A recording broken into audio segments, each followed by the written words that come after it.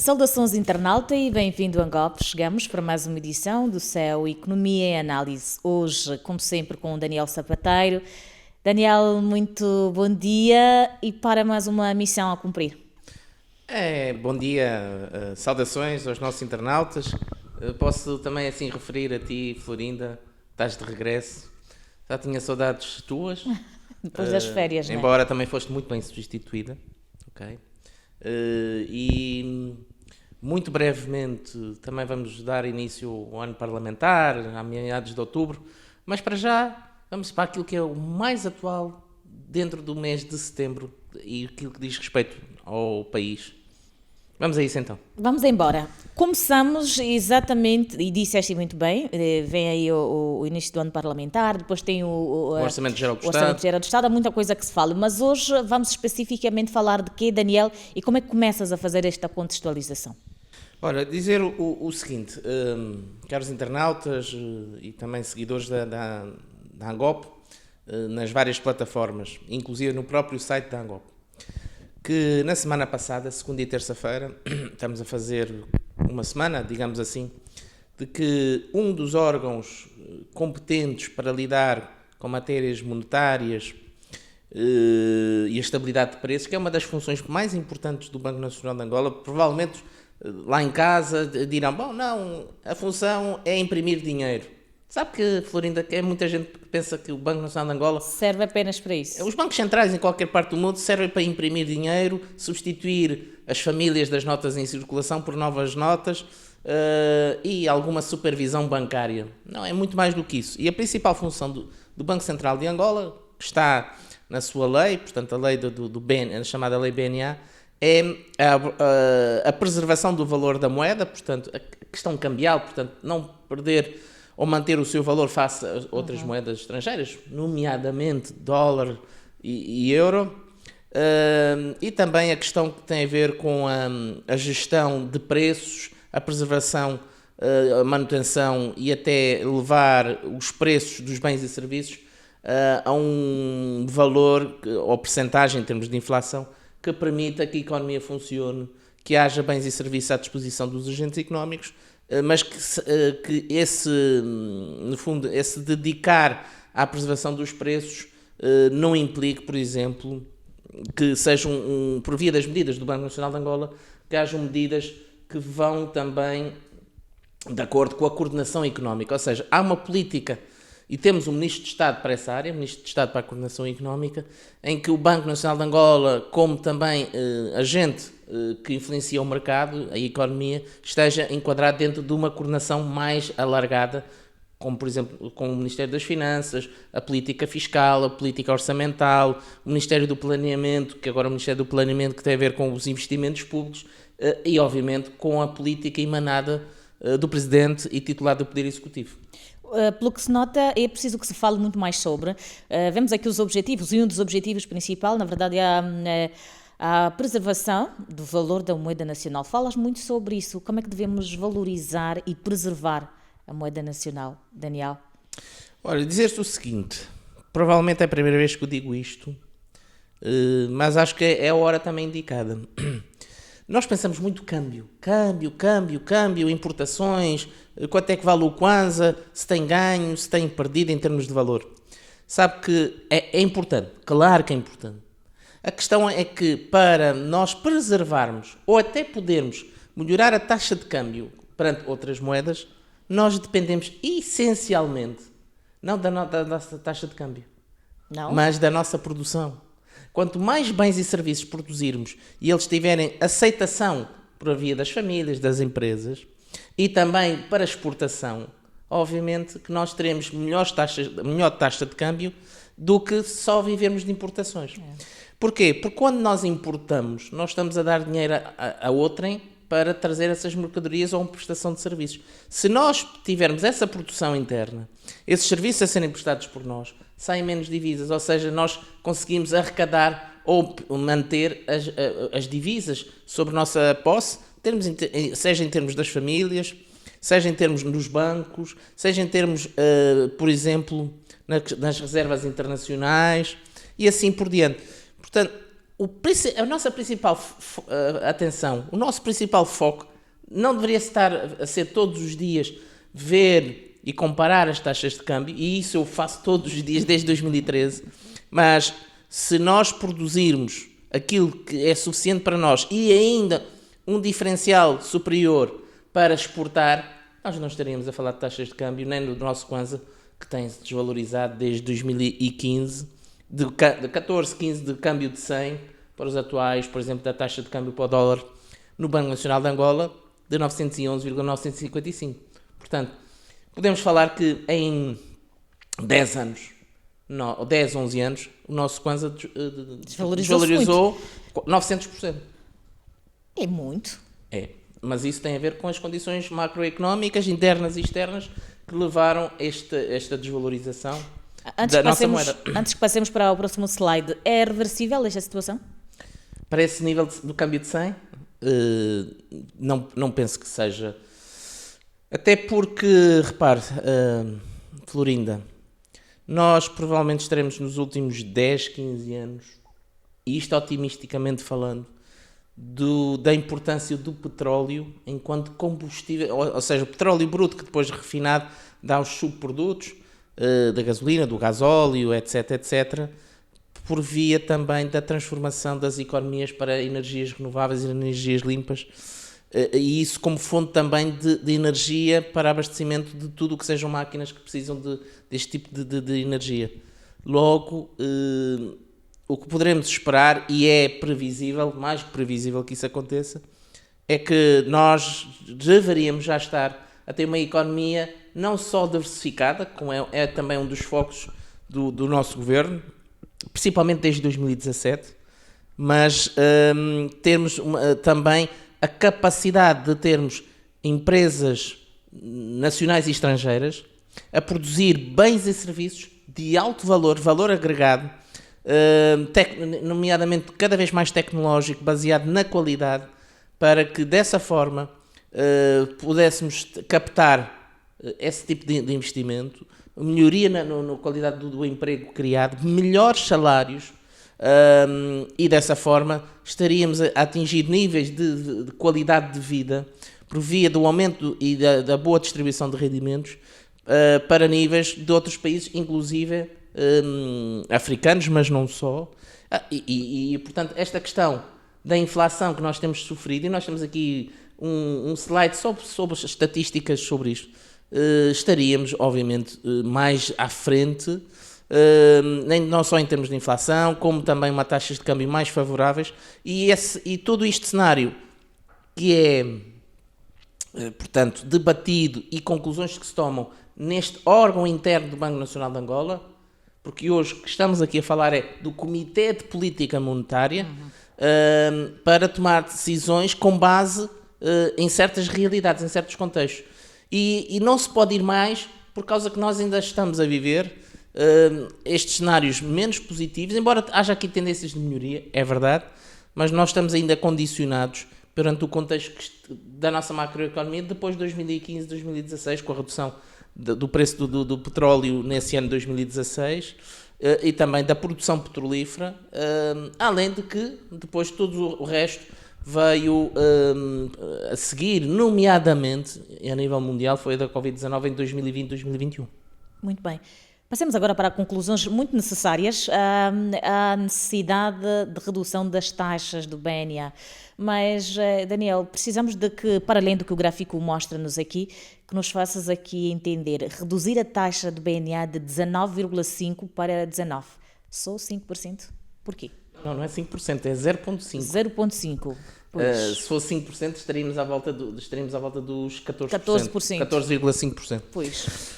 Repare, esta é a taxa de juro que é decidida no Comitê de Política Monetária, que, já agora deixa-me dizer-te que o Comitê de Política Monetária é um órgão interno, onde estão os governadores, a direção do BNA, chefes de departamento, convidados, se forem necessários, e reúne-se de 2 em 2 meses. Ou seja, a próxima reunião será em novembro. Também por volta do meados de novembro. e penso que será na capital da província da Lunda Norte, do Dundo. Dundo. 2 em 2 meses é um período de 60 em 60 dias, é um período que dá para analisar as conclusões e as decisões tomadas 60 dias antes e se tiveram alguma implementação e qual foi essa implementação em termos de resultados. E, portanto, a taxa de juro do BNA, ou taxa nominal do BNA, é aquela taxa que tem a ver com o mercado que o Banco Nacional de Angola afirma que é uma taxa praticável para os bancos. E os bancos a seguir, como são com fins lucrativos, portanto, qualquer banco tem como fim ter lucro, aplica depois, no caso dos créditos, financiamentos às pessoas e às empresas, uma comissão que no fundo é o valor do lucro que se quer ter do lucro desse financiamento, que expressa o risco desse cliente, seja um cliente particular, seja um cliente empresa. Portanto, e é por isso que as nossas taxas de juros nos bancos comerciais, agora já estamos a falar dos bancos comerciais, não anda abaixo dos 22%, 23%. Mesmo com clientes de baixo risco. Quanto mais risco os clientes tiverem, e o que é risco? Risco é a probabilidade medida por vários indicadores de que o cliente pode pagar, tem qualidade para ser um cumpridor, ou tem risco de poder vir a não ser um bom pagador ao banco. Ou seja, tenha dificuldades ou, no caso até limite, não faça o reembolso da dívida ao banco, do capital e juros. E, portanto, há técnicas na gestão bancária para fazer essa aferição, essa medição do risco. E, portanto, quando o Banco Nacional de Angola diz que a nossa taxa de juros para os bancos é agora, com a reunião que acabou na semana passada, é 19%, nós não podemos vislumbrar que nós, como comuns mortais e empresas, que vamos ao banco, iremos ao banco e temos taxas de juros mais baixas que esta. Excepto, e vou dizer aqui, excepto em duas situações especiais. Quais? São os avisos, o aviso 9 e o aviso 10. Já falámos aqui dos dois. O aviso 9/2024 tem a ver com o crédito à habitação. Portanto, uma taxa de juro de 7%, para quem comprar uma casa ao abrigo daquelas condições que o aviso menciona.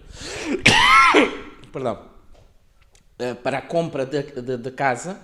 E depois tem o aviso 10/2024, que tem a ver com a questão da produção de 54 produtos, chamado o programa do governo PRODESI, para a produção desses 54 produtos, para a substituição das importações e também para fomento das exportações, que é uma taxa de juros de 10%. Todo o resto, todo tipo de crédito automóvel, crédito pessoal, crédito à habitação, mas que não esteja ao abrigo do aviso 9, crédito para a importação, para a dinamização das empresas que precisam de capital alheio, contas correntes calcionadas, é tudo acima dos 19%. E é aquilo que é aplicado pelos bancos.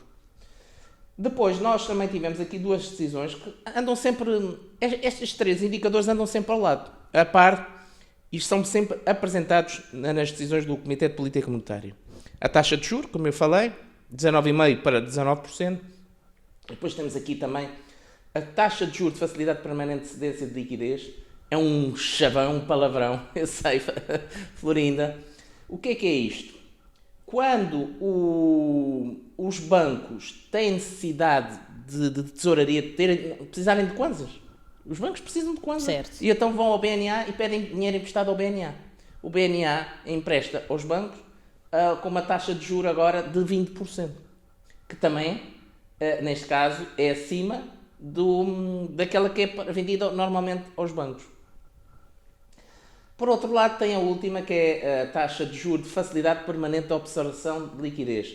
Há bancos que podem ter excesso de liquidez, dinheiro que eles consideram que pode render juros. Então, o que é que fazem? Vão ao BNA e depositam esse excedente de dinheiro no BNA e o BNA paga-lhes uma taxa de juros que agora ficou para 17%. Portanto, há aqui uma política de taxa de juro que é aquela que, quando se olha para um país e para as suas condições e indicadores macroeconómicos, a comparação se faz com a taxa de juros que cada Banco Central tem. Neste caso, o nosso é 19%, E outros países terão outras taxas de juros de acordo, principalmente, e o que é que influencia a taxa de juros e a decisão do Comitê de Política Monetária? A taxa de inflação. Nós estamos a ver, e a taxa de inflação, quando é comparada com o ano anterior. Nós, no ano anterior, estivemos quase com 30%. E nós, já vamos ver aí, estamos nos 18%. Tem havido uma comparando com o ano passado, os preços já são mais baixos em comparação com o ano passado. Não quer dizer que não haja inflação. Sim, só que a inflação que está a crescer este ano está a crescer com uma percentagem mais baixa do que registrada no ano passado. E eu já tinha previsto, e próprio também defendi, que nós devíamos mexer nestas taxas para demonstrar também que, dessa forma, estamos a reagir ao crescimento menor da taxa de inflação versus 2024 e, com isso, criar melhores condições para quem vai ao sistema financeiro e dessa forma, se beneficiar. Porque se a taxa de inflação desce, quer dizer, que desce comparativamente e homologamente, quer dizer que há uma pressão menor sobre os preços. Então, o risco é menor perante os clientes que precisam de crédito porque terão mais, alegadamente, e isto muitas vezes é verdade, têm mais dinheiro porque estão a pagar menos pelos preços que outrora houve no passado. Então, dessa forma, o BNA também no seu relatório, na sua página da internet, vem e explica o que é que influenciou então para estas decisões, que isto também já vamos aflorar. Vamos ver a seguir o slide que traz outras informações. Vamos àquela estatística que eu tinha dito, e por acaso é de veras interessante dizer que vamos à maior, que isto já lá vai há muito tempo, desde, portanto, 2002, perdão, não é fevereiro de 2022, 2002, já há 23 anos, tínhamos registrado uma taxa de juros do BNA de 150%. E a menor registrada é 8,75% em julho de 2014. Nós estamos a viver em 2014 ainda o advento de termos um câmbio de 95, 96, 100, pronto. A média a longo prazo, ou seja, olhando entre 2002, que tínhamos 150% de taxa de juros do BNA, a taxa de juros nominal em Angola teve uma média aproximadamente de 34,35%. Repare, a mais alta foi em 2002, 150%, mas nos anos seguintes desceu, mas sempre teve patamares muito altos. Porquê? Porque nós tínhamos uma taxa de inflação muito alta. Nós tínhamos conquistado a paz, assinado a paz em Luena, na província de Mochico. Hoje, Mochico, já não é um Mochico como hoje existe, era só mesmo a província única, que nós tínhamos faltava-nos quase tudo, reconstruir o país, bens e serviços, porque até há muito pouco tempo, em 2002, 2003, tínhamos estado em guerra até há muito pouco tempo, antes de março de 2002. Obviamente que esta taxa de 34%, esta média de 34,35% é não só os 8,75%, mas a maior parte dos anos nós tivemos 30%, 40%, 50% e até o limite de 150%. Portanto, isto é uma média de 23 anos. E, portanto, nós tivemos anos muito aflitivos, mas também houve muita gente que pôde ganhar dinheiro. E era aqui que eu queria também chamar a atenção, Florinda. Quando as taxas de juros são altas, muitas vezes não se consegue pedir dinheiro emprestado. Porquê? Porque a prestação a pagar ao banco é tão alta que é mesmo dizer não tenho capacidade de pagar ao banco. Mas também quem tinha depósitos, e é que esta questão muito gira que muitas vezes, como se vê a economia, muitas vezes com o copo meio cheio e às vezes com o copo meio vazio. Permanece com...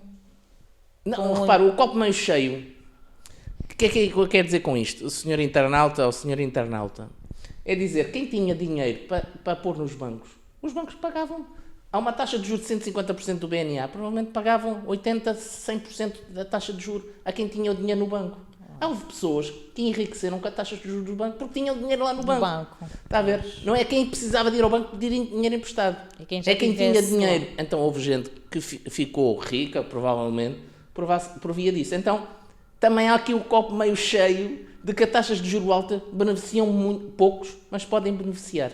a maior parte da população não tinha capacidade de se endividar, até por outras circunstâncias, a questão da documentação das pessoas, dos bens, que ainda hoje parecemos e temos esse tipo de problemas, imagino, até nessa década de 2002, 2010, 2012, e obviamente que é outro cenário, é outro contexto, que para certas coisas gostamos de lembrar, sim, conquistámos a paz definitiva, mas também precisámos muito de ajuda e que depois aqui tivemos até que recorrer à ajuda externa por via da República Popular da China, o Fundo Monetário Internacional em 2009, 2010, para nos acudir à situação que tínhamos também por via histórica da guerra civil que tivemos entre 92 e 2002. Muito bem. E vamos a seguir ao próximo slide e desta vez, Daniel, fatores que concorrem para as decisões tomadas. São várias, não é? São várias e digamos que a nível internacional, mundial, nós continuamos a ter aqui questões de geopolítica, repare, provavelmente aquelas mais impactantes, tivemos a Covid, que de alguma forma, direta ou indiretamente, ainda temos alguns vestígios daquilo que prejudicou a economia. Estamos a falar da guerra da Ucrânia, estamos a falar também daquilo que está a acontecer na Palestina. Enfim, portanto, estamos aqui a viver uma situação geopolítica, até inclusive, e tivemos aqui com a visita de Joe Biden e depois com o Donald Trump e a sua tomada de posse. Donald Trump também está a ser muito, muito impactante na economia mundial. Com estas taxas e barreiras alfandegárias, muitas vezes anda-se para a frente, anda-se para trás e não percebemos muito bem o que se quer. Ao certo, pois. Depois da inflação mundial, já da saída da Covid, também percebemos que estão a ser uma trajetória descendente, que os bancos centrais também mostram-se também em resposta a essa descida da inflação na Europa, nos Estados Unidos, no Japão, etc, etc, que estão a acompanhar também as descidas das taxas de juros do Banco Central Europeu, da Reserva Federal Americana, do Banco da Inglaterra, do Banco Central da Suíça, provavelmente são os mais importantes no mundo. E também a questão, algumas positivas, outras não tanto, mas isto tudo influencia, que é, por exemplo, a questão das matérias-primas, em inglês commodities, e no nosso caso influencia muito o petróleo. O nosso petróleo, ontem, a média de 2 de janeiro até ao dia de ontem, portanto, dia 22 de setembro, estava em $69,745, quer dizer, está 3% abaixo dos $70. Os $70 é a nossa linha d'água para respirarmos, que foi o valor por barril que está plasmado, está presente no Orçamento Geral do Estado de 2025. Portanto, nós estamos a produzir petróleo, menos 5% de petróleo este ano, e com preço abaixo dos $70. Ou seja, tudo isto influencia também, no nosso caso, as receitas captadas pelo Governo face a esta matéria-prima que influencia muito nas nossas receitas para depois executar despesas sociais, despesas económicas, despesas financeiras de pagamento da dívida pública, etc. Pois é. Olhamos para o slide a seguir. Continuando aqui também no internacional, no nosso nacional, perdão, dizer que em julho nós tínhamos uma taxa de inflação homóloga de 19,48%. Em agosto, é o dado mais atual, obviamente, porque estamos a meados de setembro, baixou para 18,88%, e isto sim influenciou muito a descida da taxa de juros do BNA, de 19,5% para 19%. E porquê que essa a descida dessa inflação homóloga? Segundo o Instituto Nacional de Estatística, tutelado pelo Ministério do Planeamento, dizer que houve uma descida dos preços de um ano para o outro, ou uma subida, uma desaceleração da subida dos preços de 2025 versus 2024, naquilo que mais pesa no cabaz e no orçamento das nossas famílias, que é a questão da alimentação. Quase 60%, porque a taxa de inflação, ou o índice de preço ao consumidor nacional, vai buscar cerca de 780 produtos a várias partes do país.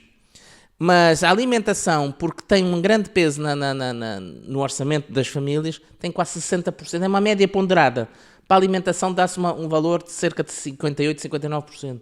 Os transportes, telecomunicações, roupa, etc., têm uma percentagem menor. Então que alguns bens e de grande consumo da nossa população, uma população que muito gasta naquilo que é primordial, que é a alimentação, como eu tenho dito, preços do arroz, da massa alimentar, o leite em pó, o óleo alimentar, o feijão e a fuba de bombom ou de mandioca têm influenciado esses preços mais reduzidos, digamos assim, falando numa linguagem terra a terra, que influenciou, ou tem vindo a influenciar ao longo dos últimos meses, uma descida sustentada da taxa de inflação homóloga. Então, o que é que o Banco Nacional de Angola deve ter concluído? É que, ao longo destes meses, cumulativamente, estamos a ter uma taxa de inflação que está até de acordo com a sua meta. A meta do Banco Nacional de Angola é atingirmos, até ao final do ano, uma taxa homóloga média de 17,5%. Nós estamos a 1,3% dessa meta e estamos com 3 meses e meio para findar o ano. Então, que há condições, há segurança para nós descermos essa taxa de juro. Porque essa taxa de juro, e isto é muito importante que eu vou dizer a seguir, esse indicador, não só para investidores, quem quer investir no país, mas também para nós nacionais, indica que o Banco Nacional de Angola está a dar uma indicação à economia de que estamos em condições de praticar taxas de juros nos bancos comerciais, taxas de juros ao financiamento e ao crédito mais baixas, porque há menor riscos, não é que não hajam riscos, em tudo na vida há riscos.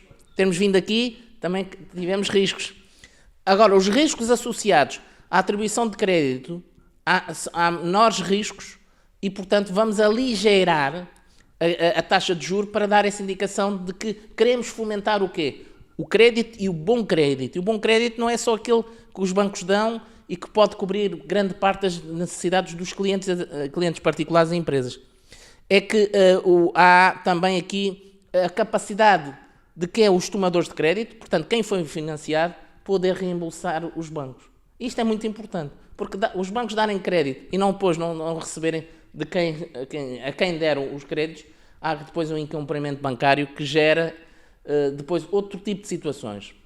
Logo, é uma indicação para nós e para o estrangeiro de que nós estamos a controlar a inflação, e isto é um dos focos objetivos do Banco Nacional de Angola, a preservação do valor da moeda e a estabilidade de preços com taxas de inflação reduzidas.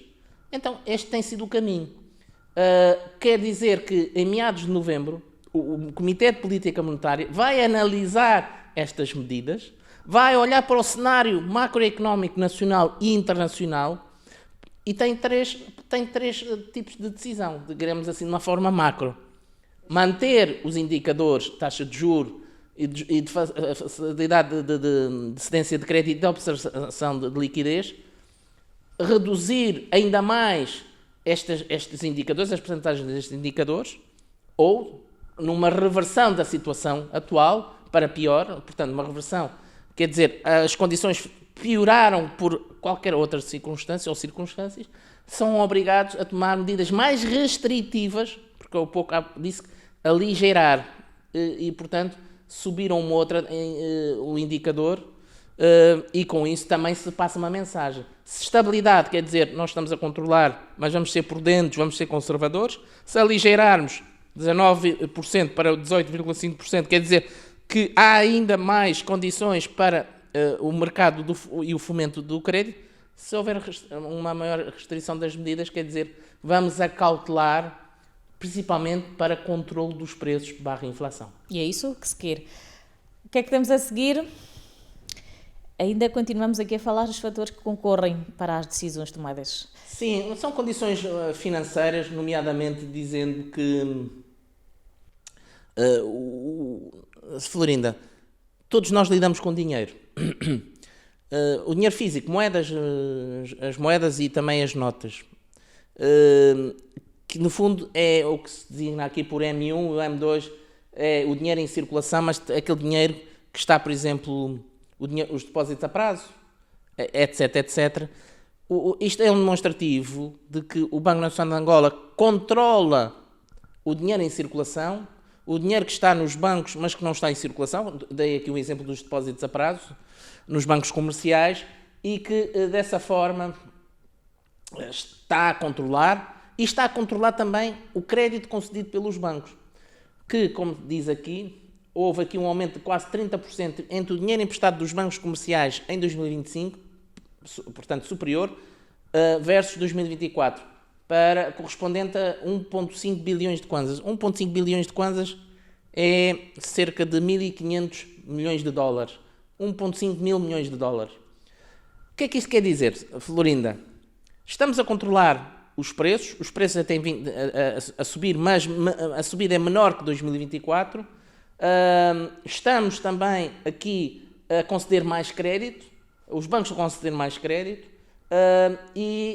portanto, a gestão do dinheiro em circulação por via da impressão de notas ou o enxugar, o Banco Nacional tem a capacidade de tirar dinheiro de circulação para que os preços não subam muito se houver muito dinheiro em circulação, mas também se retirar muito dinheiro de circulação gera, por exemplo, situações de que as pessoas têm necessidade de comprar, mas não têm como ter o dinheiro, não podem levantar nos ATMs por via desse enxugar do mercado monetário. São situações, o que está aqui no fundo é o que justifica as medidas tomadas. Portanto, a nacional e internacional, o Banco Nacional de Angola considerou que esta era uma boa fase de tomar estas medidas e que irá, obviamente, continuará a fazer essa avaliação e ela será também, portanto, em novembro. Parece-me, Daniel, e eu gostaria que falasse um bocadinho sobre isso. O estoque de crédito à economia, à moeda nacional, de certo modo, e olhamos aqui para a questão que falamos inicialmente, há uma necessidade de se reverter a situação, e pese embora do Kwanza que se vai perdendo, na verdade, que vai perdendo o seu valor. Mas quando falamos aqui do termo de estoque de crédito à economia, eu precisava que desmistificasse um bocadinho para tentarmos aqui contextualizar este fator. Hoje todos nós estamos a viver de créditos. Esta questão de estoques de créditos, caso não haja esse estoque, existe, e que bom que existe. Caso não haja, quem mais é prejudicado? O banco ou quem é? A empresa ou a pessoa em particular? Eu, Florinda, que quero um crédito, o banco ou o empresário que precisa do crédito para fazer com que a sua empresa tenha um andamento diferente em termos económicos? Eu vou-lhe devolver com uma pergunta, mas já lhe respondo com base na sua resposta. Quer uma resposta teórica ou quer uma resposta prática e com base na realidade nacional? Prática é com base na realidade nacional. Quem perde quem necessita de crédito. Somos nós. Seja as pessoas particulares, com base num cartão de crédito. Vamos do mais básico. Um cartão de crédito. É crédito. Salvo se for um pré-pago, de cartão de crédito pré-pago. O crédito pessoal, crédito de automóvel, crédito de habitação, crédito de salário, e para as empresas vários créditos, desde o crédito para compra de imobilizado, máquinas, equipamentos, crédito para reforço de liquidez, conta corrente calcionada, crédito para documentário de importação, os chamados CDIs, etc, etc, etc. Crédito para, por exemplo, para fazer importação de mercadorias e de instalações, fabris, etc. Porquê? Porque os bancos têm apresentado lucros quase já mais vistos em Angola. Quando a economia cresce 3%, 4% em 2024, 4,4%, e os bancos têm subidas de lucros de 2 dígitos. Porquê? Porque os bancos estão a ter lucros com base naquilo que nós temos dito, e muitos outros meus colegas têm falado, que não é um negócio bancário. O negócio bancário, digamos assim, por isso é que eu lhe perguntei se era teórico, se era o real e o praticado.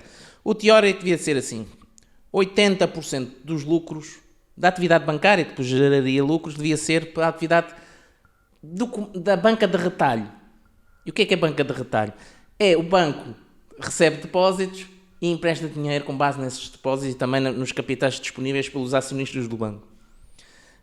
A diferença entre eu receber dinheiro de depósitos e o crédito concedo com esses depósitos dos meus clientes, eu tenho o crédito e o crédito tem o tal taxas de juros, o tal spread que eu disse.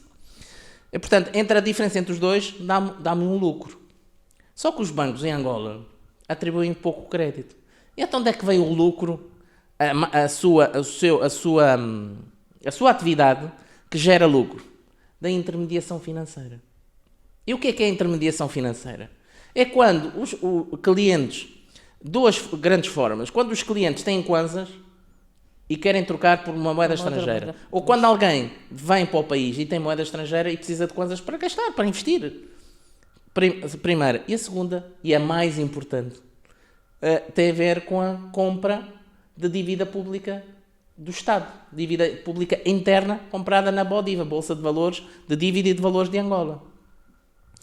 Ou seja, o Estado, para executar despesa pública, precisa de se financiar. Não tem receita suficiente para gastar naquilo que projetou, estimou no Orçamento Geral do Estado. Uma parte dessa despesa é feita com dívida. Então, uma parte importante dessa dívida é aquela que é disponibilizada, vendida aos credores nacionais, sejam bancos, a Florinda, o caro internauta também pode ir à BODIVA comprar obrigações do Tesouro e títulos do Tesouro e dessa forma financiar o Estado. Então, os bancos que têm capacidade financeira, uns mais do que os outros, vão à BODIVA comprar dívida pública porque o Estado vai lhes pagar juros, de acordo com as maturidades que forem acordadas nessa venda de dívida pública interna. E, portanto, é aí que os bancos têm muita apetência para ir buscar os lucros. Depois, tem outras questões mais técnicas, contabilísticas, que permitem, por exemplo, em 2024, pagar de taxa de imposto industrial, que é o imposto sobre os rendimentos dos lucros das empresas, de 9%. Sabe quanto é que os bancos deveriam pagar de taxa de imposto industrial sobre os seus lucros? De 35%. As empresas normais deveriam pagar 25% de imposto industrial. As empresas que estão ligadas ao setor primário, a agricultura, a pesca, a floresta, a suinicultura, etc., deviam pagar 10% de imposto industrial. E os bancos ainda conseguem pagar imposto industrial mais baixo do que da agricultura. Por via de questões de isenções fiscais, etc, etc. Ou seja, os bancos pagam pouco ao Estado e têm lucros muito grandes. Eu não estou a dizer que eu estou contra a banca, aliás, eu também tenho estado ligado. E tudo numa lógica de planeamento fiscal. Planeamento fiscal que é estudar as leis fiscais e pagar o que tem que se pagar ao Estado, mas dentro de pagar aquilo que é estritamente necessário e que é de lei pagar ao Estado. Ou seja, o que eu quero dizer com isto? Nós, e respondendo e voltando, nós é que perdemos, porque nós é que temos carência de capital, os bancos têm, em princípio, têm excesso desse capital, têm medidas restritivas para também gerir o risco e confiança e não perder esse dinheiro. Agora, há uma questão que nós devemos fazer. Como eu há pouco disse, que devemos trabalhar mais pensando na nossa produção interna, produção nacional, de bens e serviços, e secundarizar a taxa de câmbio, que não continua a ser importante, mas não é tão importante quando nós produzirmos. É como esta questão bancária e o crédito. Será que nós pessoas particulares, será que as nossas empresas conhecem como é que a banca funciona? Sabem quais são os requisitos necessários para ter um crédito aprovado? Sabem, de uma forma diligente, apresentar as suas propostas, os seus estudos de viabilidade económica e financeiro, as garantias, a documentação, para que de uma forma diligente ou rápida consiga que os seus propósitos sejam aceitos e aprovados pelo banco. Quase ninguém sabe. E então isto gera o quê? Gera que os bancos não aprovem créditos e as pessoas depois também, por via das redes sociais, do passa a palavra, dizer não, a banca não dá crédito aos jovens. Isto é normal, nós ouvirmos isto, a Florinda também. Em parte é verdade, mas também há outra parte, é que as pessoas não estão preparadas para preencher aqueles requisitos, que são mais ou menos internacionalmente aceitos. Não é a banca nacional que Mas as inventou pessoas não aqueles estão requisitos. preparadas, Daniel, ou o que se exige é que realmente nem todos têm. Não, Por exemplo, a concessão de crédito hoje E já... não estou a dizer que é só da responsabilidade das pessoas, das empresas. Há situações legais, como as questões das terras, da documentação das terras, de ter o direito de superfície, etc, etc, que não têm para depois apresentar na documentação, no dossiê que as empresas, as pessoas levam ao banco, para dizer, precisamos deste dinheiro, que está justificado aqui, que nós temos aqui um estudo que nos dá segurança que este projeto, este investimento é viável, é lucrativo, é rentável, inclusive tem capacidade financeira para reembolsar o banco, capital e juros, e dessa forma o banco sentir-se confiante de que emprestar dinheiro a esta empresa ou a esta pessoa tem sempre risco, mas nós conseguimos, com esta documentação, este processo, este dossiê que nos foi entregue, nos dá confiança até para defendermos este investimento, esta necessidade de crédito, num órgão de cada banco, todos os bancos têm, que é a Comissão de Crédito. É aí que é discutido cada projeto e debatido, e em caso de aprovação é depois feito todo o processo de jurídico do contrato, de mútuo de crédito, do desembolso do banco, etc, etc, etc. E, portanto, há questões também aqui administrativas, que as pessoas muitas vezes não conseguem, em tempo útil, reagir perante as instituições públicas. Agora, tudo isto faz que a banca tenha resistência a atribuir crédito, quando na dívida pública o risco é quase nulo. O Estado irá sempre pagar essa dívida. E, portanto, entre a segurança e o desafio e o risco de clientes particulares e empresas, obviamente que os bancos vão pela segurança, como qualquer um de nós. Nós investimos, nós trabalhamos onde nos sentimos bem e onde há uma garantia de que os nossos propósitos vão ser alcançados. Muito bem. Este é o nosso último slide e continuo aqui a falar também de questões muito ligadas aos fatores que concorrem para as decisões tomadas. Daniel, falaste muito bem e é uma questão que agora surge-me assim, e porque eu entendo realmente a questão dos... E sou uma pessoa que também faz créditos. Eu percebo, e quando falas sobre os créditos, eu percebo e muito bem. Mas, entretanto, há uma questão aqui que antes de entrarmos para este slide eu gostaria que abordasse. A questão dos juros. Não é muito alto? Nós podemos sempre pressupor que os juros são sempre acima dos 19%, como eu disse há pouco. A atribuição de uma taxa de juro que virar num documento anexo ao contrato de crédito, isto é, quando o banco aceita fazer o desembolso, ou seja, a transferência bancária do banco para a conta de depósito à ordem do cliente, particular a empresa, esse documento chama-se Serviço da Dívida. Imagine que o tomador de crédito tem 5 anos para pagar a dívida ao banco. São 60 meses. Terá o quê? 60 prestações mensalmente. Poderia não ser. Ou seja, o cliente sabe quanto é que vai pagar no primeiro mês, até o 60º mês, ou mês 60, de capital e juros, até fazer a quitação. Eu gostava muito que ficassem com esta palavra, quitação. Quitação, juridicamente e económica e financeiramente, quer dizer livramento. Acho que dito desta forma, eu consigo lá chegar às pessoas. Livramento da dívida. Me livrei. Falando assim, na linguagem que nós falamos, de rua. Quer dizer, eu nada devo ao banco. E isso faz com que eu olhe para esse documento, que antes de tornar documento já houve uma simulação. Ou seja, os clientes, quando vão ao banco, devem pedir uma simulação de crédito. Quanto é que eu vou pagar ao banco? Quanto é que é os juros? Como é que isso... Vou ter carência de capital ou de juros nos primeiros 6 meses, no primeiro ano? Porque carência quer dizer estar livre de pagar. Vou pagar depois do período de carência. Isso gera o quê? Que eu vou ter mais dinheiro durante o período de carência. Mas que nem esse dinheiro, mais dinheiro, não deve ser para desbaratar, para depois ter dificuldades em pagar o serviço da dívida. E dessa forma estamos a falar, mais uma vez, Florinda, de educação financeira. Um crédito é para ser pago.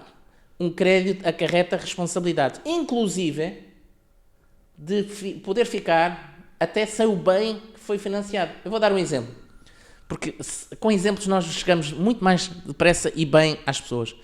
Compra uma casa compro um armazém, que eu quero vender produtos da agricultura, adubos, sementes, os produtos da colheita, nesse armazém. Esse armazém teve um valor de compra de 30 milhões de kwanzas. Eu vou ao banco e peço 25.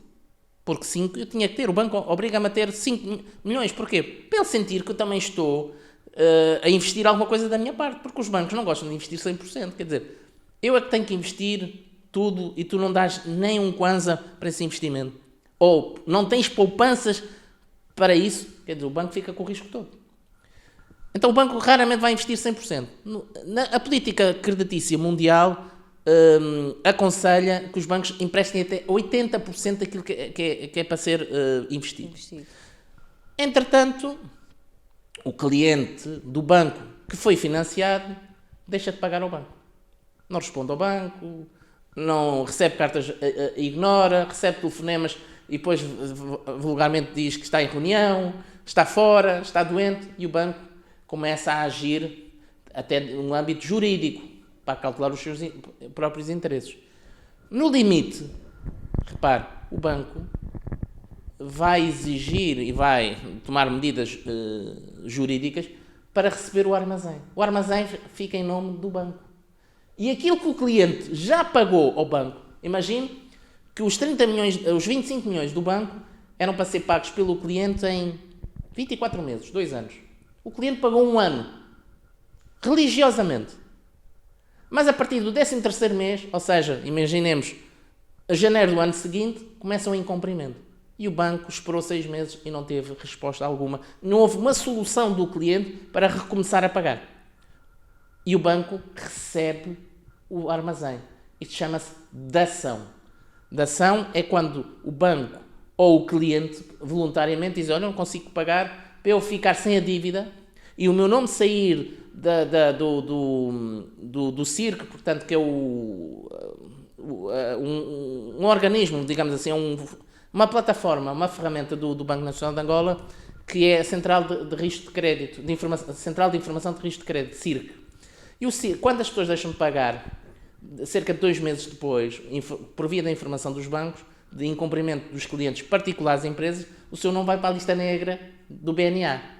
Quando um cliente vai ao mesmo banco ou outro banco e coloca o número de identificação fiscal NIF, nessa plataforma do BNA que os bancos têm acesso, vai dizer: não, este senhor já está em cumprimento num outro banco, não se diz o valor em causa, que está em falta, não se diz há quanto tempo, nem se diz o nome do banco, diz outra instituição de crédito que já está em cumprimento. Ou seja, eu que estou banco, estou a avaliar uma dívida de um cliente que tem crédito noutro banco, eu vou emprestar dinheiro a essa pessoa, a essa empresa.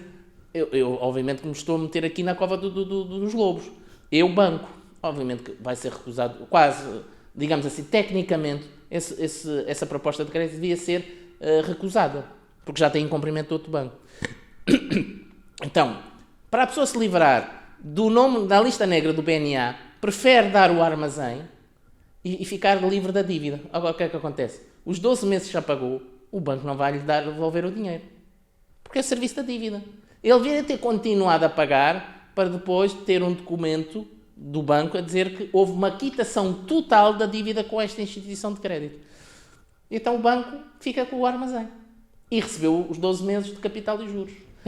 Aquilo que não recebeu, porque o cliente não pagou os outros 12 meses do serviço da dívida, vai tentar conseguir encaixar por via da venda da armazém a outra entidade. Porque ele é o titular do armazém. Ele, banco, é titular desse armazém. Vai o quê? Tentar minimizar ou até ter lucro daquilo que não recebeu do cliente que quem financiou.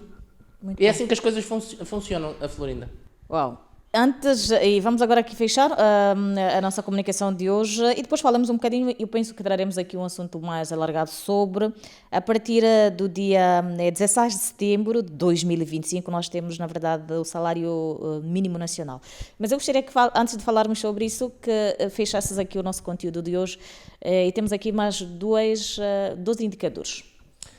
Sim, primeiro tem a ver com importação e exportação, portanto, quando digo export é exportação, import é importação, quer dizer, exportar é vender ao estrangeiro bens e serviços, e importar é comprar do estrangeiro para o nosso território nacional bens e serviços. O Banco Nacional de Angola vem dizer que nós importamos mais do estrangeiro e exportamos menos para o estrangeiro. Portanto, nós diminuímos as nossas exportações em 18,47%, ou seja, 4,61 mil milhões de dólares, e importamos mais 7,91%, ou seja, 769 milhões de dólares. O que é que quer dizer? As nossas exportações são essencialmente petróleo. Essencialmente é petróleo. 95% das nossas exportações é petróleo. Não é fruta, não é animais, não é serviços de tecnologia de informação, alguns diamantes, sim, algumas bebidas alcoólicas, mas é petróleo.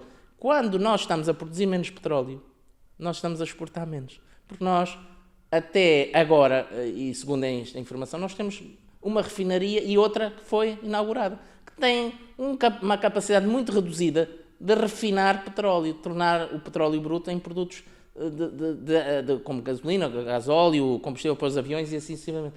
Nós estamos a exportar menos petróleo bruto, mas estamos a importar mais, até por várias razões. Olha, primeiro, nós tivemos durante alguns meses de 2024 a importar menos.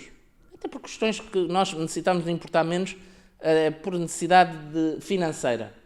E também não gastarmos à mesma velocidade as nossas divisas para importação daquilo que já deveríamos e já começou a haver alguma produção nacional. E, portanto, o que é que isto cria? Cria que quando nós importamos mais e exportamos menos, saem mais divisas do que aquelas que entram. E esta é que é a questão. Que se ligarmos isto ao segundo indicador, que é as reservas internacionais, que no passado chamavam-se reservas internacionais líquidas, quer dizer, é o pé de meia do Estado que está no Banco Nacional de Angola e que tem um montante no primeiro semestre, no final do primeiro semestre, de 15 mil milhões de dólares, o que dá para quase 8 meses de importação de bens e serviços do setor não petrolífero. Não é total da economia total, é só tudo o que não tem a ver com o petróleo e gás. Nós já chegamos a ter mais de 30 mil milhões de dólares. E já agora aproveito, o Fundo Monetário Internacional, na semana passada, vem dizer que nós poderemos ter aqui até 2026, portanto já é depois da manhã, entre aspas, termos aqui uma descida acentuada destas reservas para 12 mil milhões, por via de necessidades que o Estado irá ter, porque nós vamos entrar também num período de grande investimento, até pelas questões de eleições que irão ocorrer em agosto de 2027, e também para aqui melhorar a qualidade de vida por via da construção de infraestruturas e alguma necessidade que temos de cobertura, nomeadamente de bens alimentares, porque é aquilo que de facto as nossas importações são bens alimentares, e isto, obviamente, que se é bom reduzirmos a taxa de juros do Banco Nacional de Angola, a taxa de inflação homóloga tem vindo a crescer, os preços a crescer menos que em 2024, mas quando as reservas internacionais têm cada vez menos cobertura em meses, e sabe que a cobertura média deveria ser à volta dos 4, 5 meses. Nós estamos acima. Mas o Fundo Monetário Internacional vem aqui dizer que tem alguma ansiedade sobre aquilo que eles prevêem que as reservas internacionais cheguem aos 12 mil milhões, que deixa aqui, portanto, o número de meses de cobertura, de importação de bens e serviços, e isso depois possa ser lido por quem lê macroeconomia, etc., com uma situação de algum risco superior. E quem lê isso também são as nossas agências de notação financeira, as 3 principais do mundo, a Fitch, a Moody's e a Standard & Poor's, são todas norte-americanas, que mantêm a avaliação da República de Angola num país de risco e de alguma especulação, pelo que o que nós precisamos e que temos todos de trabalhar é para que essa avaliação feita de fora possa melhorar a nossa avaliação perante as entidades com quem lidamos, o Fundo Monetário Internacional, Banco Mundial, bancos internacionais, investidores, empresários, porque a confiança, porque isto é o quê? Isto é uma base, é um indicador para a confiança. Se houver alguma situação extraordinária, anómala, o país tem dinheiro para fazer importação de bens pelo menos 8 meses, 7 meses. Isso é um fator de confiança. E nós precisamos muito de manter e aumentar a confiança que temos com todo o mundo. Hoje os países, nós também vivemos uma aldeia global. Pois é. Obrigada, Daniel, por mais uma edição de Economia e Análise e por ter, na verdade, como sempre, esclarecido os nossos internautas e a mim também, como sempre, sobre economia. Até a próxima semana. E nós vamos colocar aqui um ponto final. Hoje, mais uma vez, estivemos aqui a falar de economia e falamos aqui sobre o Banco Nacional de Angola. Esperamos nós que tenha sido um conteúdo de seu agrado. Partilhe, comente e faça com que mais pessoas estejam informadas em relação a este nosso conteúdo de hoje. Fiquem todos bem e até pela semana. Angola 50 anos. Preservar e valorizar as conquistas alcançadas, construindo um futuro melhor. Governo de Angola.